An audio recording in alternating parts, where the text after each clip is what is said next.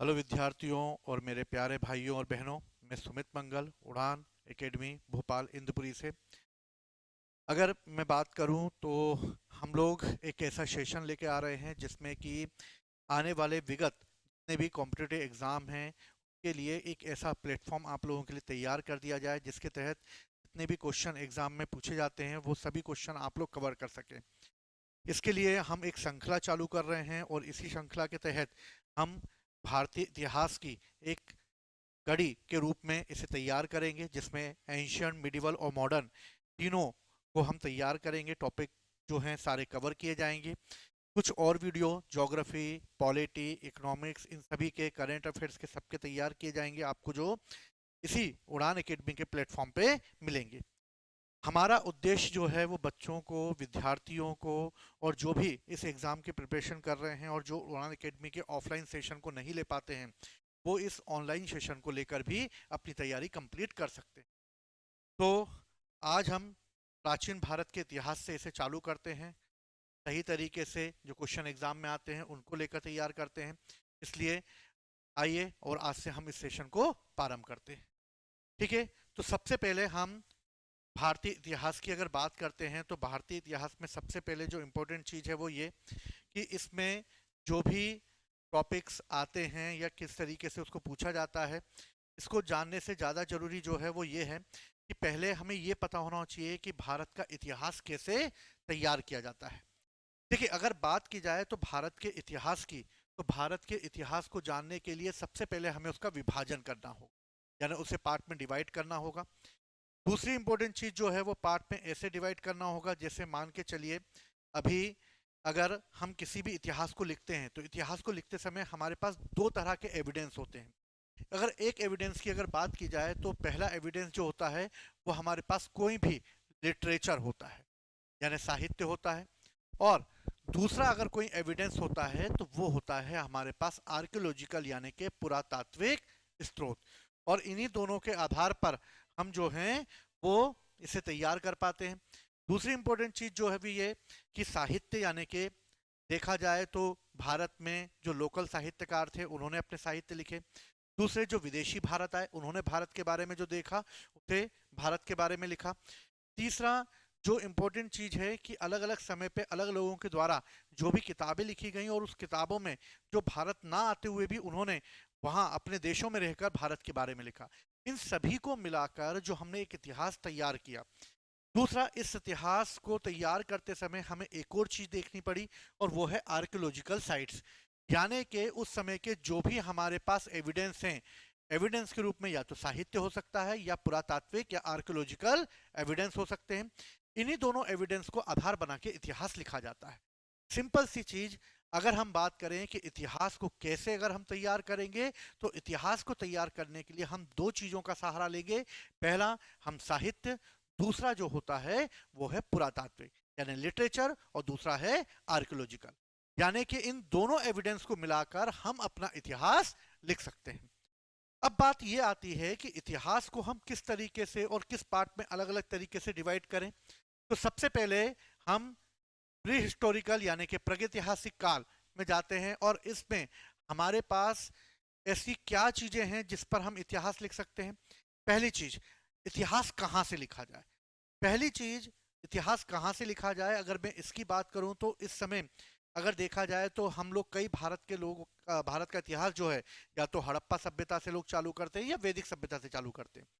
लेकिन इसके पहले भी मानव जीवन रहा होगा, और मानव जीवन अगर रहा होगा तो ये आदि मानव के रूप में रहे होंगे। अगर आदि मानव के रूप में रहे होंगे तो इन्होंने अपना जीवन धीरे धीरे अपने आप को स्टेब्लिश किया होगा और धीरे धीरे ये लोग जो हैं आने वाले सभ्यताओं से जुड़े होंगे। यानी आदि मानव के समय के इतिहास को भी हम इतिहास की कैटेगरी में रख सकते हैं। अगर मैं बात करूं कि आदि मानवों का जीवन किस तरीके से रहा होगा, अगर हम इसका अध्ययन करें तो इसका अध्ययन करने के लिए हमें प्री हिस्टोरिकल यानी कि हमें प्रागैतिहासिक काल में जाना होगा। पहली चीज, हमारे पास दो तरह के एविडेंस हैं जिस पर हम लोगों ने चर्चा की। एक हमारे पास लिटरेचर है और एक हमारे पास पुरातात्विक स्रोत है। यानी हम इन दोनों के आधार पर ही इतिहास लिख सकते हैं। अगर मैं आदि मानवों की बात करूं तो आदि मानव का लिखना पढ़ना जानते होंगे? नहीं जानते होंगे। अगर वो लिखना पढ़ना नहीं जानते होंगे, यानी कि वो अपना इतिहास किस तरीके से हमें बताएंगे? तो यानी कि आदि मानव के द्वारा प्रयोग की जाने वाली वस्तुओं के आधार पर ही हम उस समय का इतिहास पता कर सकते हैं। यानी कि अगर हम देखें तो प्रागैतिहासिक काल, उस काल की जानकारी हमें कैसे मिलेगी? तो हमारे पास क्योंकि लिटरेचर नहीं है आदि मानवों का, इसलिए हमें उस समय का इतिहास उनके पुरातात्विक एविडेंस के आधार पर ही उपलब्ध हो पाएगा। अर्थात इस काल में हमारे पास कोई भी लिपि यानी स्क्रिप्ट उपलब्ध नहीं है। लिपि नहीं है यानी लिटरेचर भी नहीं है। यानी आदि मानव का इतिहास हम पुरातात्विक स्रोतों के आधार पर ही पता कर सकते हैं। अब अगर हम बात करें कि आदि मानवों से एक लंबे समय तक रहे होंगे और लंबे समय तक उन्होंने अपना जीवन यापन किया होगा, जब ये अर्थ बनी होगी तो ये अर्थ धीरे धीरे जीवन उपयोगी होगी, क्योंकि हम सब जानते हैं कि अर्थ पहले एक बर्फ का गोला बनी होगी। बर्फ का गोला जो है वो धीरे धीरे इसमें से बर्फ पिघली होगी, बर्फ पिघली होगी तो पानी बना होगा, पानी बना होगा तो जीवन प्रारंभ हुआ होगा, और जीवन प्रारंभ हुआ होगा तो उसी में से एक हमारी जो है प्रजाति पैदा हुई होगी, जिसे आज हम होमो सेपियंस के नाम से जानते हैं। लेकिन बात ये आती है, क्या हम डायरेक्ट इस तरह से डेवलप हो गए कि एक श्रृंखला के रूप में धीरे धीरे हम लोग जो है अपने विकास के क्रम में आगे बढ़ेंगे? तो हम प्रागैतिहासिक काल को एक लंबे दौर में देखते हैं। ये वो दौर है जब अर्थ पर बर्फ पिघलना चालू हुई होगी और आदि मानवों ने धीरे धीरे अपना जीवन यापन प्रारंभ किया होगा और धीरे धीरे वो कई चीजों से परिचित हुए।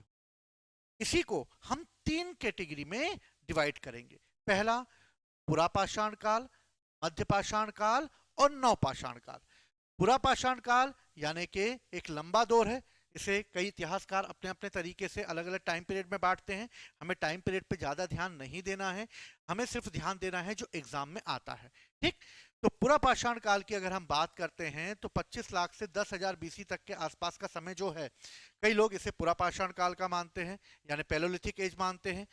मध्यपाषाण काल की बात की जाए तो 8000 बीसी से लेकर 4000 बीसी तक का समय जो है, इसे मेसोलिथिक यानी मध्यपाषाण काल के रूप में जाना जाता है। और यदि हम नवपाषाण काल की बात करें तो 9000 बीसी के आसपास से लेकर 1000 बीसी के आसपास का समय जो है वो नियोलिथिक पीरियड में माना जाता है। यानी आदि मानव के जीवन का प्रारंभ जो हुआ है वो प्रागैतिहासिक काल यानी कि प्री हिस्टोरिकल एज में हुआ। और आदि मानव के इतिहास को हम तीन कैटेगरी में डिवाइड करते हैं: पुरापाषाण काल, मध्यपाषाण काल और नवपाषाण काल, पैलोलिथिक, मेसोलिथिक और नियोलिथिक। ठीक, अब इसको हम आगे देखते हैं। आगे अगर हम देखें तो इस समय हमारे पास जो है आदि मानव के जीवन से आगे अगर हम बढ़ेंगे तो आदि मानव के जीवन से जब हम आगे बढ़ेंगे तो हमारे पास और क्या चीज आएगी? सबसे पहले हमारे पास जो है वो उसके जीवन यानी कि आदि मानव के जीवन में जो धीरे धीरे चेंजेस होंगे उसको हम ध्यान में देंगे। जैसे आद्र ऐतिहासिक काल। आद्र ऐतिहासिक काल यानी कि ऐसा समय है जब हमारे पास पुरातात्विक साक्ष्य यानी कि आर्कियोलॉजिकल साइट भी है और हमारे पास लिटरेचर भी है, यानी कि हमारे पास दोनों तरह के एविडेंस उपलब्ध हैं। आद्र ऐतिहासिक काल में हमारे पास जब दोनों तरह के एविडेंस उपलब्ध हैं, लेकिन हम इनमें से किसी एक का ही प्रयोग कर सकते हैं। किसका प्रयोग कर सकते हैं? एक का ही प्रयोग कर सकते हैं। इसको प्रो हिस्टोरिकल कहते हैं, प्रो हिस्टोरिक टाइम कहते हैं। यानी कि प्रोटो हिस्टोरिक यानी कि एक ऐसा समय जब आद्र ऐतिहासिक काल का समय रहा होगा जिस समय हमारे पास दो तरह के एविडेंस रहे होंगे, एक हमारे पास पुरातात्विक साक्ष्य के रूप में और एक हमारे पास साहित्यिक साक्ष्य के रूप में। यानी कि हमारे पास दोनों तरह के एविडेंस उपलब्ध हैं, लेकिन हम किसी एक का ही प्रयोग कर सकते हैं। जैसे अगर मैं हड़प्पा सभ्यता की बात करूं तो हड़प्पा सभ्यता का टाइम पीरियड है 2350 से लेकर 1750 बीसी तक। यानी हड़प्पा सभ्यता के लोगों ने जो है एक सिविलाइजेशन डेवलप की, लेकिन उनकी लिपि को आज तक हम पढ़ नहीं पाए हैं। हम पढ़ नहीं पाए हैं यानी कि हमारे पास लिटरेचर तो है लेकिन हम उसको पढ़ नहीं सकते। अगर हमारे पास लिटरेचर है और उसको हम पढ़ नहीं सकते, यानी हमारे पास सिर्फ एक ही एविडेंस बचा जिसके आधार पर हम हड़प्पा सभ्यता का इतिहास पता कर सकते हैं। दूसरी इंपॉर्टेंट चीज, हम वैदिक सभ्यता पे आते हैं। वैदिक सभ्यता का टाइम पीरियड है 1500 से लेके 600 बीसी। इस समय की अगर हम बात करें तो इस समय हमारे पास जो है वो एक ऐसी सभ्यता है जिसने बड़े बड़े भवनों का निर्माण तो नहीं किया, लेकिन भारत का प्राचीन इतिहास लिखा। वैदिक सिविलाइजेशन ने हमें वो वेद दिए, ब्राह्मण ग्रंथ दिए, उपनिषद दिए, यानी लिटरेचरों की भरमार है हमारे पास। लेकिन हमारे पास क्या नहीं है? हमारे पास आर्कियोलॉजिकल एविडेंस ना के बराबर है। यानी कि अगर हम वैदिक सभ्यता की बात करें तो हमारे पास आर्कियोलॉजिकल एविडेंस हैं, लेकिन वो नष्ट हो चुके हैं अधिकांशतः। तो हमारे पास क्या बचे हैं? सिर्फ लिटरेचर बचा है। यानी कि आद्य ऐतिहासिक काल वो दौर है जिस दौर में हमारे पास दोनों तरह के एविडेंस हैं, पुरातात्विक भी हैं और साहित्यिक भी हैं, लेकिन हम जानकारी सिर्फ एक ही एविडेंस के आधार पर ले सकते हैं। और प्रागैतिहासिक काल में हमारे पास सिर्फ आर्कियोलॉजिकल ही एविडेंस थे और उसी आधार पर हम उस समय का इतिहास लिख सकते थे। दूसरी अगर बात की जाए तो तीसरा फेज जो है उसे हम कहते हैं ऐतिहासिक काल। ऐतिहासिक काल यानी कि वो दौर है जिसमें हमारे पास जो है देखा जाए तो मोटे तौर पर हमारे पास दोनों तरह के रिसोर्सेस हैं, यानी पुरातात्विक साक्ष्य भी है हमारे पास, यानी ऐतिहासिक काल में पुरातात्विक साक्ष्य भी है हमारे पास और साहित्यिक साक्ष्य भी है, और दोनों उपलब्ध हैं, इसलिए दोनों का प्रयोग कर सकते हैं। हम क्या कर सकते हैं? दोनों का प्रयोग कर सकते हैं। मोटे तौर पर अगर हम बात करें तो इसको शॉर्ट फॉर्म में अगर देखा जाए तो हमारे पास जो है वो एविडेंस के रूप में दो चीजें होती हैं। अगर दो चीजों की बात की जाए तो एक हमारे पास साहित्य होता है और एक हमारे पास आर्कियोलॉजिकल एविडेंस होते हैं। हम इतिहास को तीन पार्ट में बांटे: प्रागैतिहासिक काल,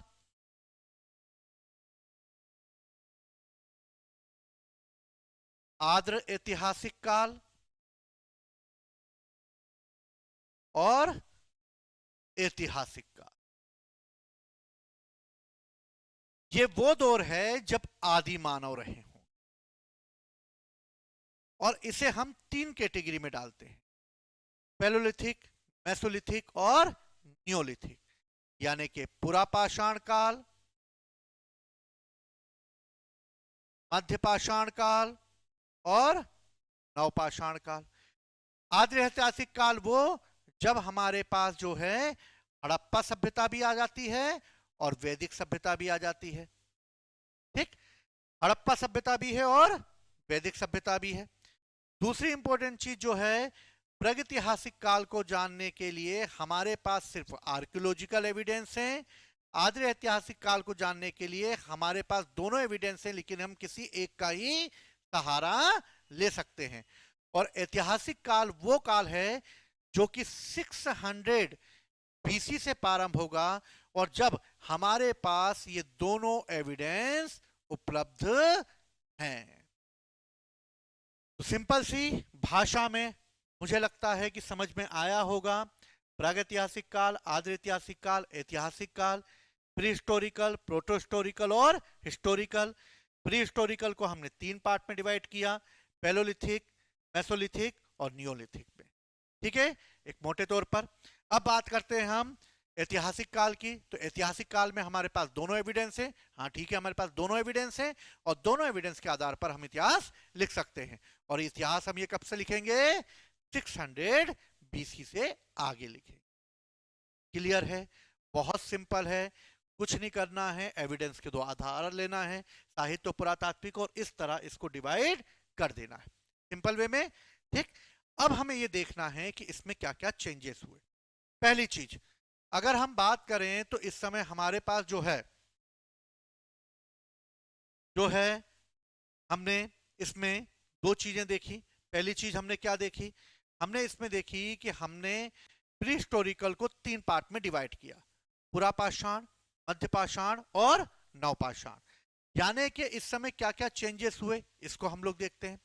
सबसे पहले हम बात करते हैं पुरापाषाण काल की। ठीक है, पैलोलिथिक एज है।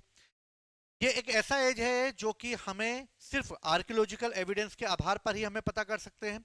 यानी वो ये दौर है जिस समय पूरी अर्थ जो है वो प्लास्टोसिन एज में है, यानी कि पूरी अर्थ जो है वो हिम से ढकी हुई है, बर्फ से ढकी हुई है। यानी कि एक ऐसा दौर चल रहा है जो पूरी तरह बर्फ से ढका हुआ है। इस समय का एक एविडेंस हमें 1863 में रॉबर्ट बॉर्डसफुट को मद्रास के पास पलवरम नामक स्थान पर मिला, और वो एविडेंस था एक हैंड एक्स यानी हाथ की कुल्हाड़ी। और हाथ की कुल्हाड़ी जो है हमें 1863 में रॉबर्ट बॉर्डसफुट को मद्रास के पलवरम नामक स्थान पर मिली। ये पहला एविडेंस मिला हमें इस समय। दूसरी इंपॉर्टेंट चीज, इस एज में हमारे पास एविडेंस के रूप में आर्कियोलॉजिकल एविडेंस ही है, इससे हम उसी को सहारा बनाएंगे। इसके बाद अगर हम बात करें तो इसी समय मनुष्य ने धीरे धीरे रहना चालू किया होगा। आदि मानव थे, इसलिए धीरे धीरे कहीं ना कहीं उन्होंने बसना चालू किया होगा। और इसी क्रम में उन्होंने विंध्य क्षेत्र में जो भीमबेटका, जो वर्तमान में किस डिस्ट्रिक्ट में है, रायसेन डिस्ट्रिक्ट में है, और मध्य प्रदेश के भीमबेटका नामक स्थान पर हमें आदि मानव के द्वारा प्रयोग किए जाने वाले सबसे प्राचीन चित्र प्राप्त होते हैं। ये वो चित्र हैं जो मनुष्य ने गुफाओं में रहकर उन केमिकल का प्रयोग करके बनाए होंगे जिस केमिकल को आज तक हम खोज नहीं पाए। उन्होंने वहां की जड़ी बूटियों का यूज किया होगा, पत्तों का प्रयोग किया होगा, उन पत्तों को कूटा होगा, उसका रस निकाला होगा, रस निकालकर उन्होंने बैठे बैठे पहाड़ों पर पेंटिंग बनाई, और ऐसी पेंटिंग बनाई कि आज तक वो बनी हुई है। यानी कि भीमबेटका एक ऐसी आर्कियोलॉजिकल साइट है और ऐसी प्रागैतिहासिक काल का समय बताती है, यानी कि प्री हिस्टोरिकल्स का समय बताती है जब आदि मानव गुफाओं में रहा करते थे। और उन्होंने ऐसे चित्र बना दिए जो आज तक हम भूल या देखते आ रहे हैं, यानी चित्र आज भी हमारे सामने हैं। यहीं पर हमें ये जानकारी मिली कि मानव जो है वो स्थायी रूप से गुफाओं में रहने लगा था, और इस तरह गुफाओं में रहने के साक्ष्य हमें भीमबेटका में मिले। नर्मदा वैली की अगर हम बात करें तो यहां पर हमें हथनोर नामक एक गांव मिला है जिसमें हमें सबसे पुरानी मानव की खोपड़ी मिली। ये मानव की खोपड़ी जो है अरुण सोनकिया को मिली है, यानी कि 1982 में ये खोपड़ी मिली है। और इस खोपड़ी के बारे में ये कहा जाता है कि ये होमो इरेक्टस की है। इसकी है, होमो इरेक्टस की है। अब ये कई लोग इसे मेल और कई लोग इसे फीमेल की मानते हैं, लेकिन क्वेश्चन जो आएगा वो ये कि मानव की खोपड़ी सबसे पहले कहां से मिली है, तो मानव की खोपड़ी सबसे पहले नर्मदा घाटी यानी हथनोर से मिली है। इसी क्रम में आकर मनुष्य के जो पूर्वज हैं, यानी हमारे जो पूर्वज हैं, उनका भी विकास इसी दौर में चालू हुआ होगा, और वो दौर है प्रागैतिहासिक काल का, यानी पुरापाषाण काल का। और पुरापाषाण काल में आकर ही हमारे पूर्वज यानी के होमोसेपियंस का इस समय विकास हुआ। ठीक, तो समझ में आया। एक छोटे से तौर पर अगर हम पुरापाषाण काल में देखें तो पुरापाषाण काल में हमें क्या दिखेगा, तो पुरापाषाण काल में हमें जो दिखा वो ये कि पुरापाषाण काल में मानव जो है वो स्थायी रूप से गुफाओं में उसने रहना चालू कर दिया। दूसरा, इस समय रॉबर्ट बॉर्डसफुट को मद्रास के पलवरम में एक हाथ की कुल्हाड़ी मिली है। ठीक है, नर्मदा घाटी के हथनोर से मानव की खोपड़ी मिली है, और होमोसेपियंस का इस समय विकास हुआ। अब आते हम मेसोलिथिक एज में। मेसोलिथिक एज की अगर बात की जाए तो मेसोलिथिक एज में हमें जो चेंजेस दिखाई दिए वो ये कि इस समय जब मानव जो था वो अब छोटे जानवरों का भी शिकार करने लगा। यानी कि ये एक ऐसा दौर था जब मानव ने छोटे छोटे हथियार बनाए होंगे। ठीक, छोटे छोटे हथियारों का प्रयोग किया होगा, और इस तरह उन छोटे हथियारों का प्रयोग करके उससे छोटे जानवरों का भी शिकार किया।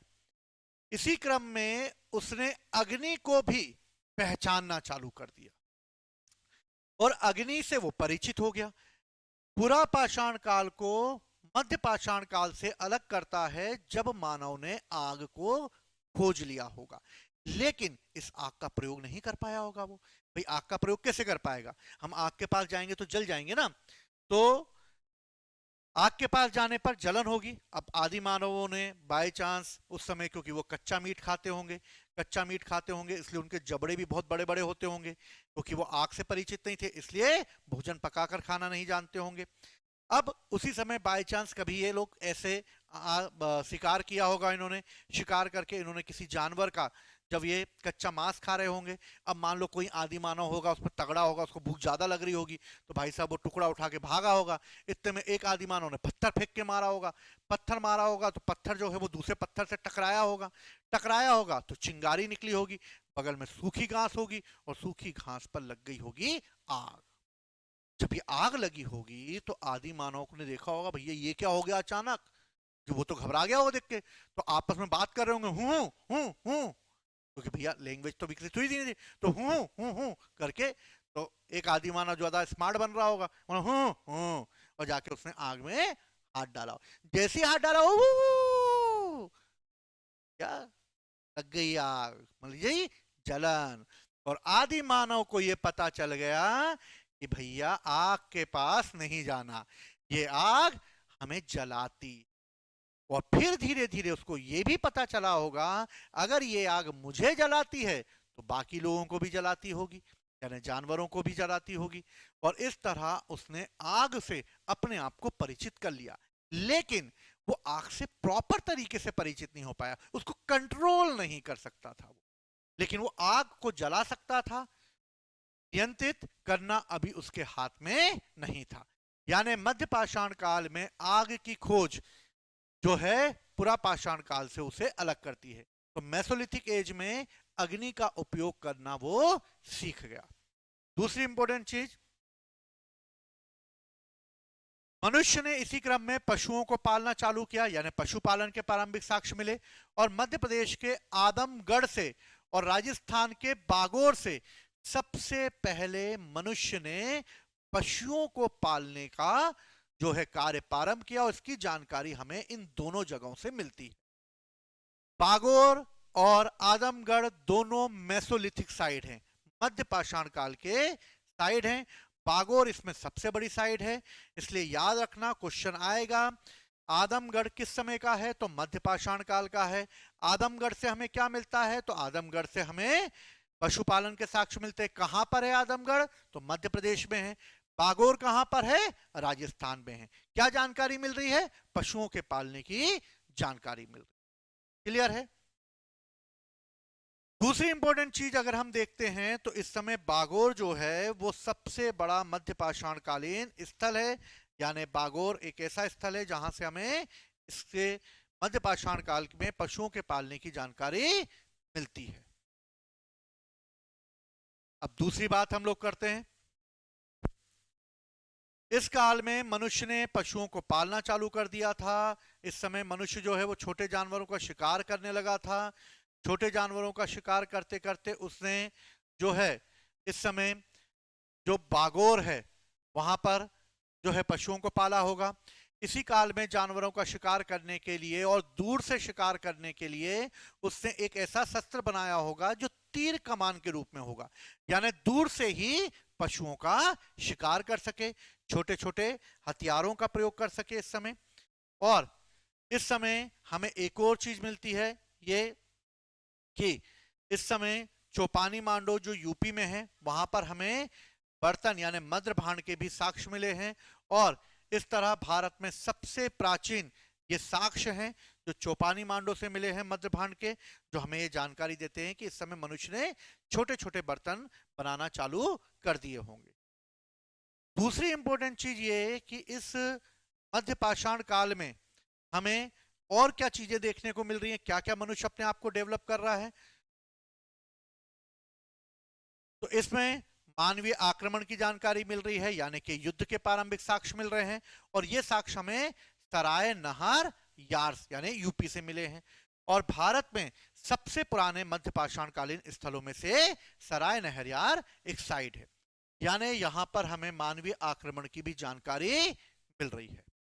तो मध्य पाषाण काल में हमें क्या क्या चीजें देखने को मिली, तो मध्य पाषाण काल में हमें जो चीजें देखने को मिली वो क्या मिली, सबसे पहले छोटे हथियार,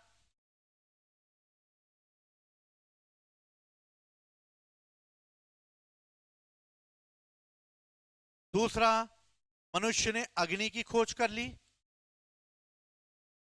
तीसरा, मनुष्य ने पशुओं को पालना चालू कर।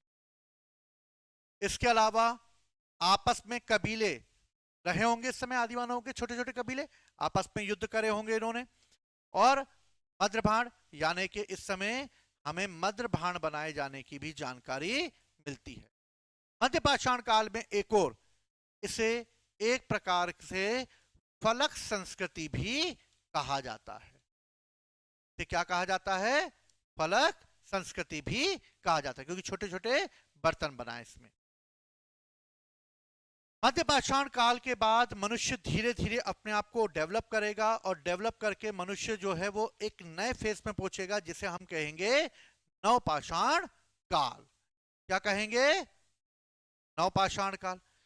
नवपाषाण काल की अगर बात की जाए तो नवपाषाण काल में, यानी कि नियोलिथिक एज में, हमें जो कि 9000 ईसा पूर्व के आसपास प्रारंभ मानी जाती है, वहां पर हमें वो चीजें मिलेंगी जो मानव को एक क्रांतिकारी चरण में ले जाएंगी। यानी मनुष्य अब धीरे धीरे और डेवलप हो जाएगा। अभी वो अग्नि से परिचित हुआ है, पशुओं को पालना चालू किया है। अब पशुओं को भी उसने पाला होगा, तो पशुओं को पालते समय उसने देखा होगा भैया कि कौन पशु पल सकता, कौन नहीं पल सकता। पता लगा शेर को पालने गया हो, किसी दिन शेर ने उसी को पाल लिया हो, खा गया हो बेचारा, तो भैया वो समझ गया कि कौन सा पशु हमारे लिए उपयोगी है और कौन सा नहीं है। दूसरी इंपॉर्टेंट चीज, बलूचिस्तान में एक साइड है मेहरगढ़, जहां से हमें कृषि के सबसे प्रारंभिक साक्ष्य मिलते हैं। मोस्ट इंपॉर्टेंट फैक्ट है कि एग्रीकल्चर के सबसे पुराने एविडेंस हमें पाकिस्तान के बलूचिस्तान के मेहरगढ़ से मिलते हैं, जहां पर हमें यह जानकारी मिलती है कि 7000 बीसी के आसपास मनुष्य ने यहां पर कृषि करना प्रारंभ कर दी होगी। और अगर हम देखें तो मनुष्य के द्वारा उगाई गई पहली फसल जो है वो है जौ की। कौन सी फसल उगाई होगी? जौ की। आजकल तो जूस भी आ रहा है जौ का, लोग पीते हैं। मेहरगढ़ से हमें गेहूं, जौ, कपास, इन सभी के प्राचीन साक्ष्य मिलते हैं। अभी वर्तमान में इस बात को लेकर एक तथ्य और निकल कर आया है कि मेहरगढ़ में सबसे पुराने कृषि के एविडेंस, जो एक बहुत लंबे समय से विज्ञान इतिहासकार मानते आ रहे थे, लेकिन अभी एक और ऐसा एविडेंस निकला है जो कि लहुरा देव से निकला है। और लहुरा देव जो यूपी में है, इसमें ये कहा गया है कि सबसे पुराने कृषि के साक्ष्य जो हैं वो मेहरगढ़ की जगह लहुरा देव से पाए गए हैं। 8000 9000 बीसी के आसपास का इस समय रखा गया है। लेकिन अगर क्वेश्चन आता है कि अगर उसमें मेहरगढ़ की जगह लहुरा देव है, तो लहुरा देव को यूपीपीसीएस में एक बार क्वेश्चन पूछा था और इसको लहुरा देव उन्होंने माना था। अब इस समय हमें क्या क्या चीजें देखने को मिल रही हैं? इस समय हमें कई चीजें देखने को मिल रही हैं, जैसे नवपाषाण काल में क्योंकि परिवर्तन आ रहा है, तो इसमें हमें कई चीजें देखने को मिल रही हैं। जैसे सबसे पहले मनुष्य ने कृषि कार्य प्रारंभ कर लिया था, यानी मनुष्य इस समय कृषि करने लगा। ठीक है, कृषि के एविडेंस हमें मिलने लगे हैं। ठीक है, नवपाषाण काल में कृषि। पशुपालन, ठीक है, पशुओं को पालने लगा वो नवपाषाण काल में। पत्थर के औजार बनाने लगा, क्योंकि इसके पहले हड्डियों के औजार बनते थे, अब ये पत्थर के औजार बनाने लगा। पत्थर को घिस घिस के पेना करके उसे किसी से बांधकर, लकड़ी में या हड्डी में बांधकर उसका प्रयोग वो शिकार के लिए करता था। छोटे हथियार बनाना सीख गया था, निकाला, मारा और रख लिया और खाया पिया, एंजॉय कर लिया उसने। समझ गए?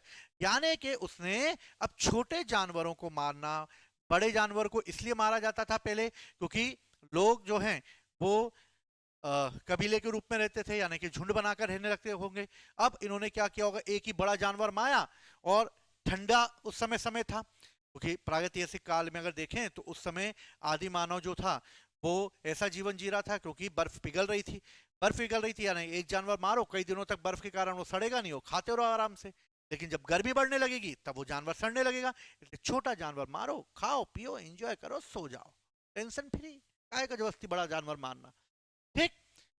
अब भैया पत्थर के औजार भी बना लिए, मद्रभाण बनाना भी सीख गया, और अग्नि का उसको ज्ञान हो गया। अब वो नहीं रहे जो लबर लबर किया करते थे, अब उनको चाहिए थी फुल इज्जत, और अब वो अग्नि के प्रयोग से परिचित हो गए। अग्नि यानी कि आग को कंट्रोल कर लेना। अब वो आग को कंट्रोल कर सकते थे। आग अब उनके नियंत्रण में आ चुकी थी। अब वो आग से पका हुआ भोजन खा सकते थे। अब आग को कंट्रोल करना सीख गए तो भोजन पकाना भी सीख गए होंगे।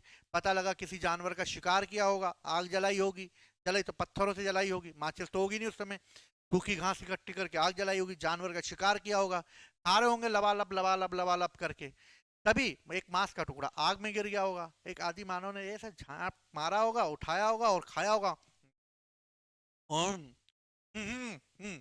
तो भैया समझ में आ गया कि आग में पकाने पर मांस या जो भोजन था वो स्वादिष्ट हो जाता है। और इस तरह आग में भोजन बनाने की एक सिस्टम, एक प्रक्रिया चालू हो।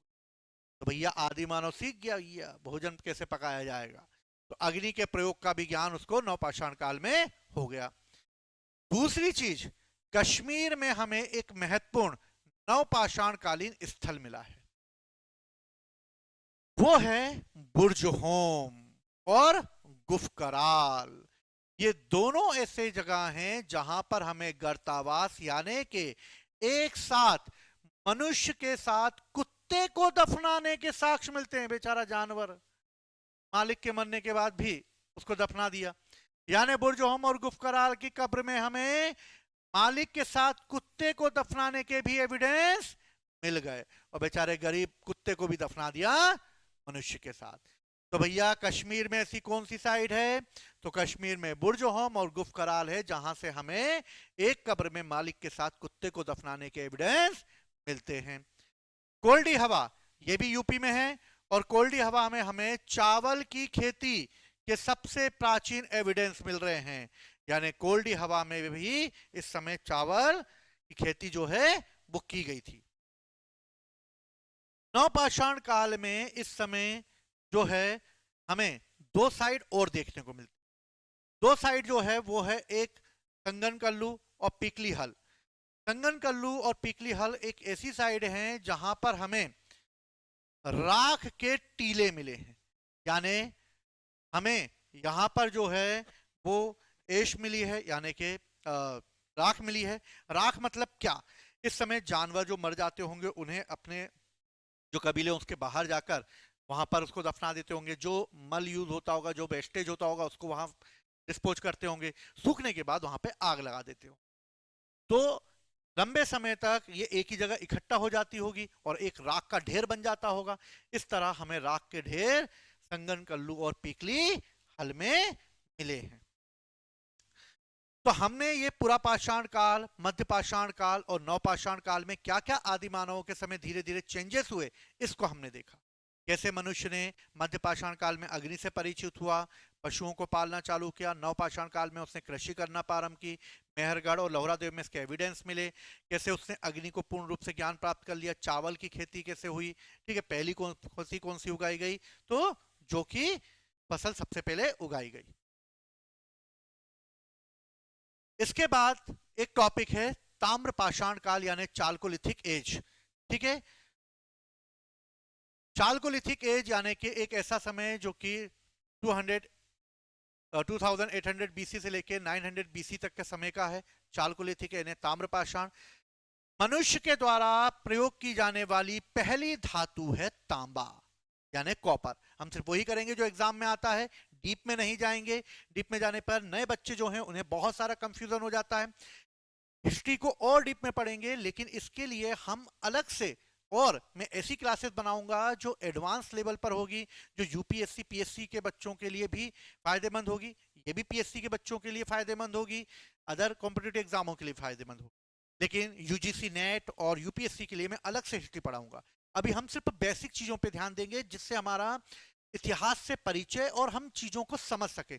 जब हम इसको समझ जाएंगे तो उसके बाद मैं आपको और व्यवस्थित रूप से तैयार करूंगा। ठीक है, हमारा ऐप जो है उस पर भी आप इस वीडियो को देख पाएंगे।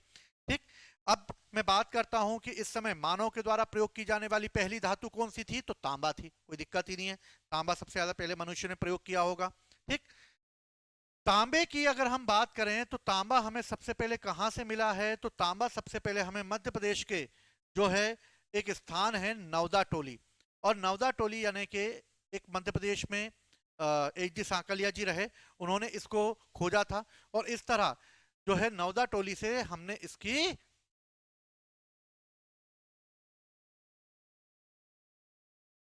ठीक है, नवदा टोली एक ताम्र पाषाण कालीन स्थल है, मध्य प्रदेश में स्थित है और उसकी खोज की है एच डी सांकलिया ने।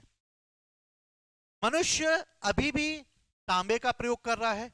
तांबे के बाद मनुष्य ने किस धातु का प्रयोग किया होगा? तो देखो, हम पहले मेटल की बात कर लेते, धातु की। मनुष्य के द्वारा पहला प्रयोग किया गया धातु है तांबा। ठीक है, क्या है? तांबा। तांबे के बाद मनुष्य ने दूसरी धातु जो प्रयोग की गई है वो है कांसे का, कॉपर, ब्रॉन्ज। हड़प्पा सभ्यता में कांसे का प्रयोग होता था, इसलिए कांस्य युगीन सभ्यता भी कहा जाता है हड़प्पा सभ्यता को। कांसे के बाद सोना, चांदी, ये सब इस समय प्रयोग होने लगा था। टीन भी प्रयोग होने लगा था, यानी अगर देखें तो इसी समय हड़प्पा सभ्यता के समय सोना भी आ जाएगा, ठीक है, टीन भी आ जाएगा, चांदी भी आ जाएगी। लेकिन क्या नहीं आएगा? लोहा नहीं आएगा। यानी लोहा अभी तक परिचय में नहीं आया है, और लोहे का परिचय होगा 1000 बीसी में, और इसका प्रॉपर प्रयोग होगा 600 बीसी में आकर। ठीक, अब अगर हम बात करें तो लोहा का जो टाइम पीरियड है वो 1000 बीसी है, और भारत में लोहे का पहला एविडेंस हमें यूपी के अतरंजी खेड़ा से मिलता है, और हम पहली बार लोहे से इस समय परिचित हुए हैं। क्लियर है? यानी कि लोहे से हम अभी तक परिचित नहीं थे, 1000 बीसी में हम इससे परिचित हुए। चलिए आगे बढ़ते हैं हम लोग। कुछ इंपॉर्टेंट फैक्ट जो एग्जाम के पॉइंट ऑफ व्यू से इंपॉर्टेंट है, जैसे मैं कृषि की बात करूं तो हम थोड़ी देर पहले देख ही चुके हैं कि कृषि का प्रयोग कब हुआ। तो कृषि का प्रयोग जो है वो नवपाषाण काल में हुआ। ठीक है, मानव के द्वारा प्रयोग की गई पहली अनाज कौन सा है? तो पहला अनाज जौ का है। दूसरी इंपॉर्टेंट चीज, मनुष्य ने पहली कौन सी फसल उगाई? जौ उगाई। जौ के बाद क्या उगाया?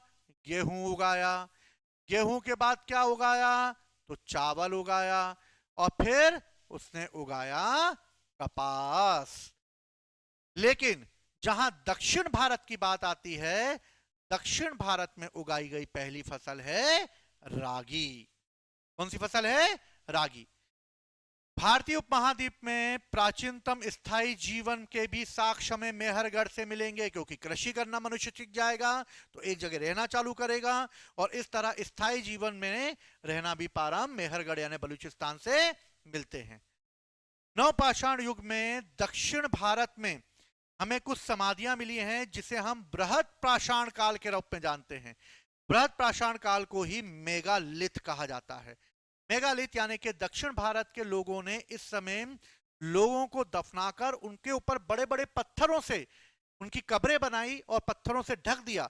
इन्हीं पत्थरों से जो ढकी हुई कब्रें मिली हैं, इसी से हमें दक्षिण भारत का हमें जो है साक्ष्य प्राप्त होता है। और इसी तरीके से दक्षिण भारत का इतिहास अगर देखा जाए तो मेगालिथ से प्राप्त होता है, यानी नवपाषाण काल से प्रारंभ होता है, जब हमें उनके समय की कब्रों का अध्ययन करने का समय मिला।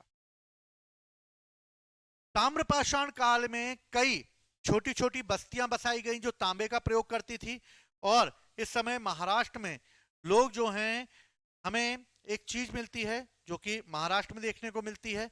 वो चीज ये है कि इस समय महाराष्ट्र के लोग मृतकों को घर के फर्श के नीचे दफना देते थे, और उनको दफनाने का क्रम जो था वो उत्तर से दक्षिण की ओर होता था। कहां होता था? उत्तर से दक्षिण की ओर होता था। दक्षिण भारत में उगाई जाने वाली पहली फसल रागी थी। तो विद्यार्थियों, आज हम लोगों ने जो पढ़ा वो एक शॉर्ट फॉर्म में हमने इसको तैयार किया है, और शॉर्ट फॉर्म में तैयार करते हुए हमने ये देखा है कि किस तरीके से जो है पुरा पाषाण काल, मध्य पाषाण काल, नवपाषाण काल में आदि मानव कैसे रहा। सबसे पहले हमने ताम्र पाषाण काल में तांबे का प्रयोग किया, लोहा 1000 बीसी में आया, किस समय क्या क्या चेंजेस हुए इनको ध्यान रखा। ठीक है, अगर आपको ये वीडियो पसंद आया तो कमेंट्स कीजिए, मुझे बताइए आप लोग और इसमें जो है किस तरीके से सुझाव दे सकते हैं। लेकिन मेरा प्रयास सफल रहा या नहीं रहा वो आपके तैयारी पर निर्भर करता है। तो मैं ये चाहता हूं कि आप अच्छे से प्रिपरेशन करें, तैयारी करें, जहां भी जरूरत होगी तो उड़ान एकेडमी आपके साथ खड़ी होगी। तो जय हिंद, जय भारत। अगले टॉपिक में हड़प्पा सभ्यता के साथ हम नेक्स्ट क्लास में मिलेंगे। ठीक, जय हिंद, जय भारत।